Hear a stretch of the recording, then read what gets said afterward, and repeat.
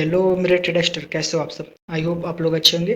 तो आज हम लोग बात करने वाले हैं रूट मोबाइल लिमिटेड के बारे में। कल मैंने एक कम्युनिटी पोस्ट किया था जिसमें मैंने पूछा था किसी स्टॉक का नाम बताइए जिसको मैं एनालाइज करूं। तो हमारे एक यूट्यूब फैमिली मेंबर थे, वीर जी, उन्होंने रूट मोबाइल का नाम लिया, तो मैंने सोचा क्यों ना इस पर अपनी एनालिसिस वीडियो पोस्ट की जाए।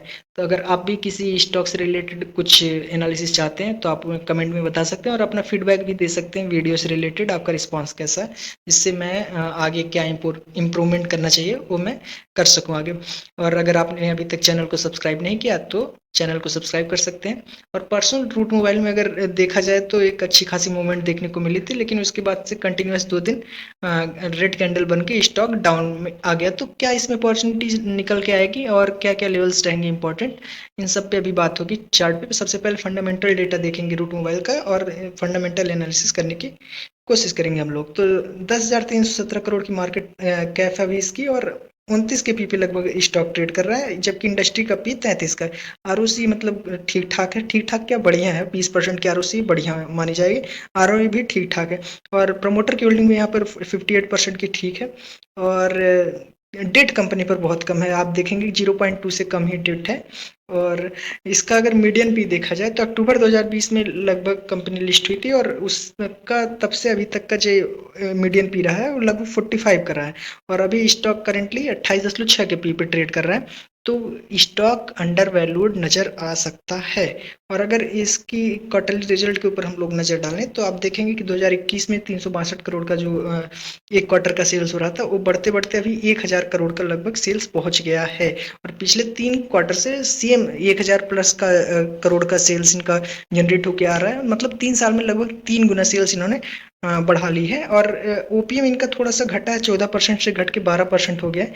लेकिन अगर सेल्स बढ़ रही तो ओपीएम बाद में मेंटेन किया जा सकता है, उसमें कोई दिक्कत वाली बात नहीं है। और नेट प्रॉफिट पे भी आप इम्पैक्ट देखेंगे कि जो 35 करोड़ का एक क्वार्टर का नेट प्रॉफिट आ रहा था, वो अभी लेटेस्ट क्वार्टर में 95 करोड़ का है।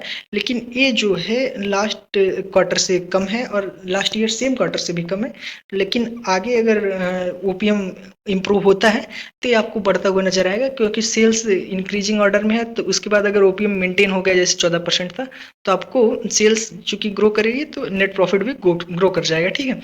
और ईयरली पीएनएल की अगर हम बात करें तो आप देखेंगे कि 367 करोड़ का जो एक साल में कंपनी 2016 में सेल्स करके लेके आ रही थी, और वो बढ़ते बढ़ते अभी तक 4023 करोड़ का हो चुका है। और यहाँ पर गौर करने वाली बात यह है कि जो मार्च 2020 में 956 करोड़ का इसका एक साल का प्रॉफिट आ रहा था, वो अभी पिछले 3 क्वार्टर से देखा जाए तो उतना एक क्वार्टर में कंपनी लेके आ रही है। तो शानदार ग्रोथ रही है कंपनी के सेल्स में, और इसमें किसी भी प्रकार का कोई डाउट नहीं होना चाहिए। और यहाँ पर भी अगर आप देखेंगे कि जो नेट प्रॉफिट है इसका, वो अभी लास्ट अगर सेम लास्ट क्वार्टर की बात की जाए तो 114 करोड़ का प्रॉफिट रहा था एक क्वार्टर का।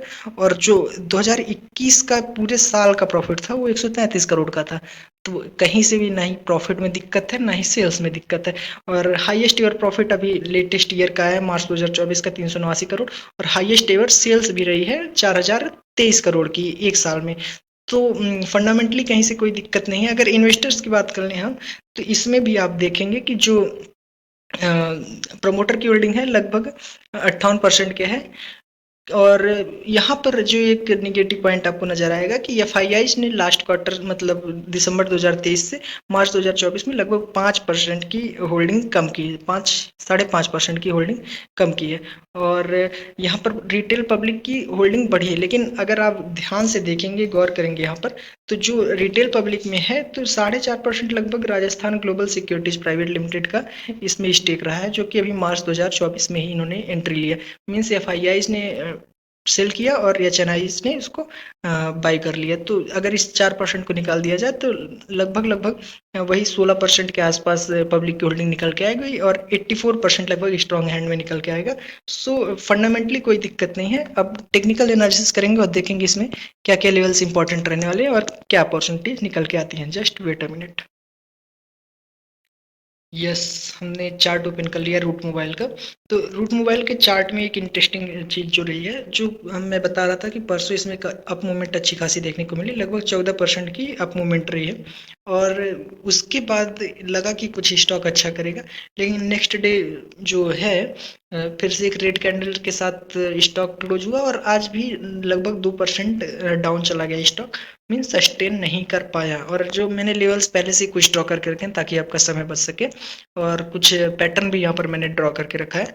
तो अगर आपको मैं थोड़ा सा इधर लेके चलूँ थोड़ा अच्छे टाइम फ्रेम पे, तो आप देखेंगे कि एक यहाँ पर पैटर्न फॉर्म होता हुआ नजर आ रहा है जो कि है रिवर्स हेड एंड शोल्डर का, और उसके लिए जो नेक लाइन का काम कर रहा है वो जैसा कि मैंने मार्क करके रखा है 1680। तो आप यहाँ से अगर देखेंगे कि 2022 से 2024 2 साल हो गए, इस लेवल को स्टॉक ने बहुत ही रिस्पेक्ट दी है। 1680 के ऊपर स्टॉक एक बार भी क्लोज नहीं कर पाया है। अगर डेली बेसिस पे भी अगर आप देखेंगे तो मंथली और वीकली की तो बात ही छोड़िए, डेली बेसिस पे अगर आप देखेंगे कि 1680 के ऊपर स्टॉक क्लोज नहीं कर पाया है।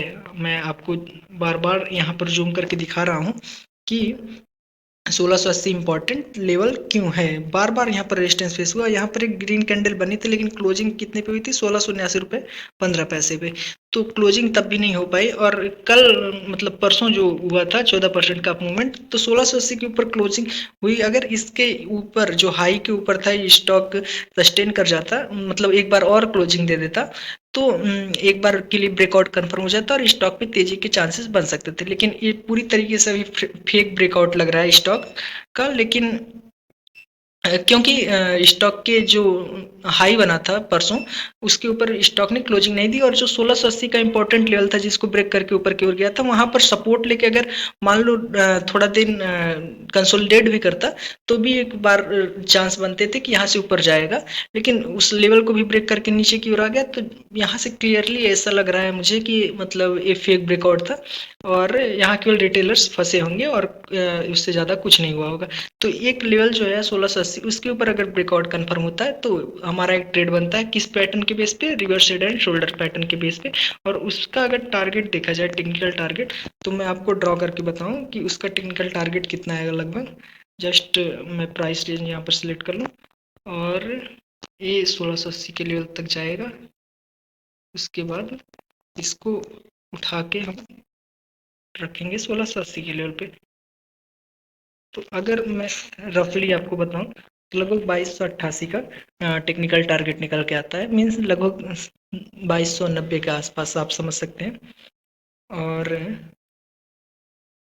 और उससे पहले जो मैंने एक रेजिस्टेंस मार्क करके रखा है यहाँ पर 1900 का लेवल जो है कि इंपॉर्टेंट रेजिस्टेंस का काम करने वाला है। और उसके बाद जो सेकंड रेजिस्टेंस का काम करेगा वो करेगा लगभग आपका ये लेवल 1976 1970 का लेवल। और उसके बाद का जो रहेगा 2190 का लेवल, मीन्स 2200 का लेवल। और उसके बाद फाइनली जो अपना मतलब टेक्निकल टारगेट है 2290 के अराउंड, वो हिट होगा। और उसके बाद अगर देखा जाए तो अभी स्टॉक टॉप से कितना डाउन है, जो टॉप इसका बना था 2389 का, उससे अगर देखा जाए तो स्टॉक लगभग 32% डाउन।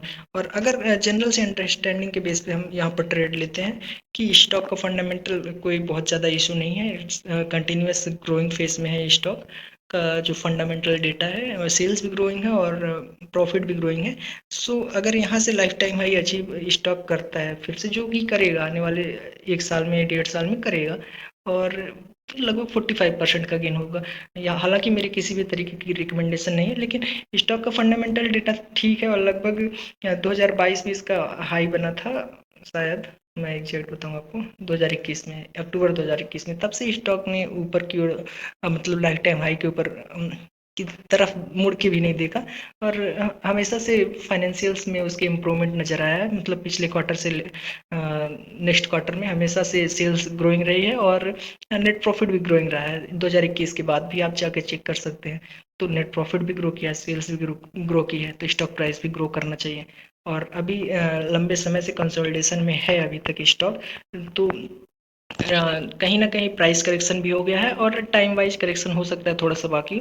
और उसके बाद स्टॉक अपने लाइफ टाइम हाई को फिर से अगर अचीव करता है तो 45% का गेन होता हुआ नजर आता है। और 45% गेन के लिए लगभग मैं कहता हूँ 1 साल लग जाए, तो बहुत ज़्यादा टाइम तो होगा नहीं। वो बात अलग है कि सिम्फनी का मैंने शेयर किया था ट्विटर पे, तो 2.5 महीने में 45% का गेन हो गया था। लेकिन इसके लिए अगर मैं बताऊँ तो मैक्सिमम अगर टाइम लगना चाहिए तो 1 साल, मतलब 12 से 15 महीने के अंदर 45% का गेन अचीव हो सकता है। आप अपने हिसाब से ट्रेड करेंगे। मेरी एनालिसिस बस यही थी, तो मैंने सोचा आपके साथ शेयर किया जाए। यहाँ पर चार्ट पैटर्न के बेस पे जो टारगेट निकल के आ रहा है वो 2290 का है। Ultimate target life time high का होना चाहिए या एबव लाइफ टाइम हाई भी जाएगा। और उससे पहले जो इंपॉर्टेंट लेवल है 1480 का, उसके ऊपर ब्रेकआउट कंफर्म होना चाहिए। और उसके ऊपर जो 1910 का लेवल रहेगा, 1970 का लेवल रहेगा, फिर 2190 का लेवल रहेगा। ठीक है। सो यही एनालिसिस आपके साथ शेयर करनी थी। अगर आपने देखा तो बहुत बहुत धन्यवाद। थैंक यू, शुक्रिया।